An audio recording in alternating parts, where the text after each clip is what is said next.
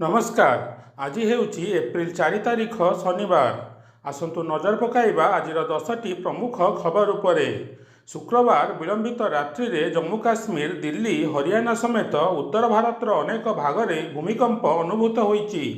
पाकिस्तान और अफगानिस्तान रे मध्य एही भूकंप अनुभूत होईची। यार तीव्रता रिक्टर स्केल रे 5.9 थिला। अफगानिस्तान रो हिंदुकुश अंचल रे एही भूमिकंपर केंद्र थिला बोली कुहा जाईची। शुक्रवार अमेरिकार एक युद्ध विमान को ईरान मिसाइल माड़ कर खसाई देइथिला। विमानर दुई पायलट पाराच्यूट सहायता रे ईरान सीमा भितर ओह्लाइथिले। सेमानंक भितरु जनकु अमेरिकीय सेना तुरंत उद्धार करिबारे समर्थ होइथिला बेले अन्य जनकु किंतु ईरान निज कब्जारे रखिछि। ए अमेरिका पाई बड़ मुंडबिधार कारण हेबो बोली कुहा जाउछि। कारण এই घटना जोगु निज पायलट को मुक्त करिया पाई अमेरिका को एबे ईरान आगरे मुंड नुआइबाकु पड़िबो। এই ঘটনা সম্পর্কে আমেরিকার রাষ্ট্রপতি ডোনাল্ড ট্রম্পকে অবগত করা যাইতিবার সূচনা দিয়া যাইছি। সেইপরি ইরান ভিতরে প্রবেশ করি কিপরি আমেরিকীয় সেনা সেঠারু ସବୁତକ ୟୁରାନିୟମକୁ ଜବତ କରିପାରିବ ସେ ନେଇ ଟ୍ରମ୍ପକୁ ଏକ ରିପୋର୍ଟ ଦିଆଯାଇଥିବାର ଖବର ଆସିଛି। ତେବେ ଏଭଳି ଅପରେସନ ଅତି ବିପଦଜନକ ଓ ଏଥିରେ ସଫଳତା ମିଳିବ ବୋଲି ନିଶ୍ଚିତ ଭାବେ କିଛି କହିହେବ ନାହିଁ ବୋଲି ଟ୍ରମ୍ପକୁ କୁହାଯାଇଛି।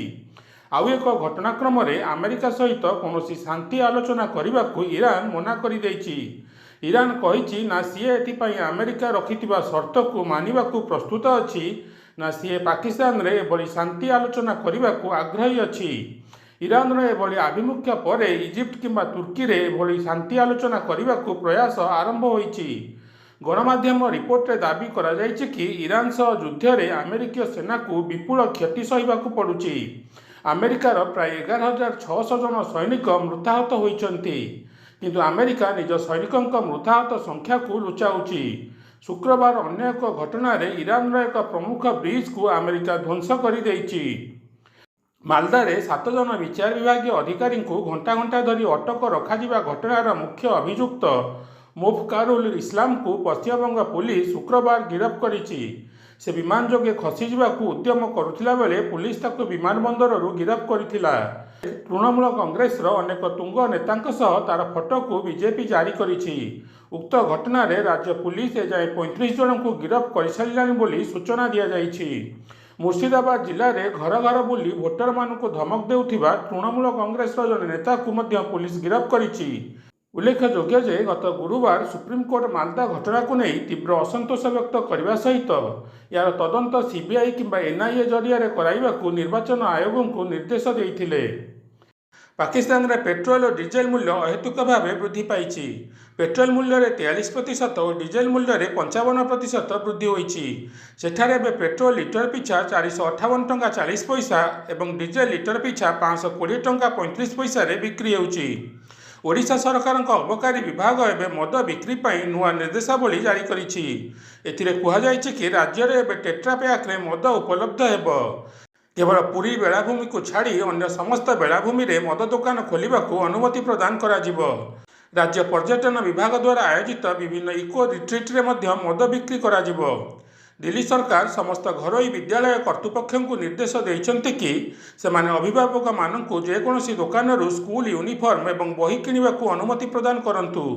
घरोई स्कूल गुड़िक एक निर्दिष्ट स्थानरू एसबू किणवाकू समस्त को बाध्य करुथिबारु दिल्ली सरकार एभली पदक्षेप नेइछन्ति।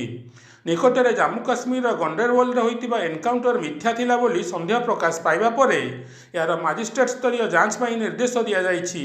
आसाम राइफल्स जो बाटालियन ए एनकाउंटर घटाइथिला ताहाकू से स्थानरू हटाई दिया जाइछि।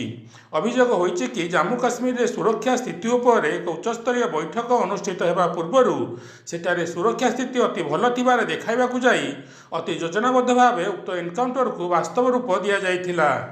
ओडिशा रे बीजेडी और कांग्रेस भितर मेंट हेबार संभावना उपर प्रतिक्रिया देई बीजेपी नेता तथा राज्य आईन मंत्री पृथ्वीराज हरिचंदन शुक्रवार कहते जे एपरी घटिले उक्त मेंट अपवित्र हेबो। बीजेडी एबे जाई कांग्रेस को विरोध करी राजनीति करी आसीची तेणु एबे सी कांग्रेस हाथ मिलाइले तार फायदा बीजेपी को जीव। भारतीय नौसेना रे शुक्रवार एक नुआ युद्ध जहाज आईएनएस तारागिरी और आणविक बुड़ाजहाज आईएनएस अरिधमन को सामिल करा जाइछि। याद्वारा भारतीय नौसेनार शक्ति आहरी वृद्धि पाइब बोली मने करा जाउछि। ଆମେରିକାର ରାଷ୍ଟ୍ରପତି ଡୋନାଲ୍ଡ ଟ୍ରମ୍ପ କହିଛନ୍ତି ଯେ ସେ କିଛି ପେଟେଣ୍ଟ କରାଯାଇଥିବା ଔଷଧର ଆମଦାନୀ ଉପରେ 100% ଟାରିଫ ଲଗାଇବେ। ଯଦି କିଛି ନିର୍ଦ୍ଦିଷ୍ଟ ଔଷଧର ମୂଲ୍ୟ ହ୍ରାସ କରିବାକୁ ଔଷଧ ନିର୍ମାତାକାରୀ କମ୍ପାନୀ ରାଜି ହୁଅନ୍ତି କିମ୍ବା ଆମେରିକାରେ ନିଜର ପ୍ଲାଣ୍ଟ ସ୍ଥାପନ କରନ୍ତି, ତାହେଲେ ସେମାନଙ୍କ ଉପରେ ଏଭଳି ଟାରିଫକୁ କୋହଳ କରାଯିବ। ଯଦି ଆପଣଙ୍କୁ ଆମର ଏହି ଭିଡ଼ିଓ ଭଲ ଲାଗିଲା ତାହେଲେ ଏହାକୁ ଲାଇକ୍ ଓ ସେୟାର କରିବା ସହିତ ଆମ ଚ୍ୟାନେଲକୁ ସବସ୍କ୍ରାଇବ୍ କରିବାକୁ ଭୁଲିବେ ନାହିଁ।